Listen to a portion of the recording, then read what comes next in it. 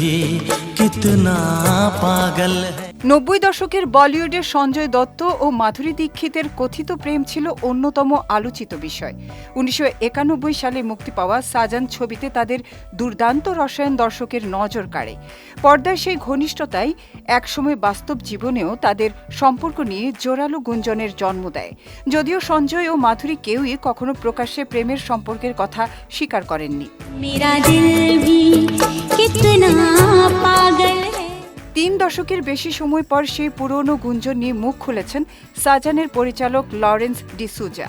সম্প্রতি এক সাক্ষাৎকারে তিনি জানান, ছবির শুটিংয়ের সময় সঞ্জয়কে মাধুরীর প্রতি বিশেষভাবে মনোযোগী মনে হতো।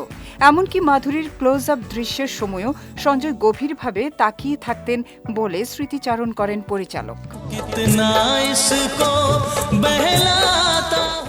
তবে সঞ্জয় ও মাধুরীর মধ্যে সত্যিই প্রেমের সম্পর্ক ছিল এমন কোনো দাবি করেননি ডিসুজা। তার মতে শুটিং সেটের পরিবেশ ছিল এতটাই আনন্দময় ও ব্যস্ত যে কে কার সঙ্গে কিভাবে আচরণ করছেন সেদিকে আলাদা করে নজর দেওয়ার সুযোগ ছিল না। ফলে তাদের কথিত সম্পর্ক নিয়ে সেটে খুব একটা আলোচনা হয়নি।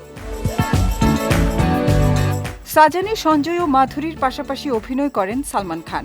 ছবিটি বক্স অফিসে সাফল্য পাওয়ার পাশাপাশি এর গানও ব্যাপক জনপ্রিয় হয়। ছবিতে সঞ্জয় মাধুরীর আবেগঘন রসায়ন দর্শকের মনে গভীর ছাপ ফেলে। আর সেই রসায়ন থেকে বাস্তব জীবনে তাদের ঘনিষ্ঠতা নিয়ে জল্পনা আরও বাড়তে থাকে।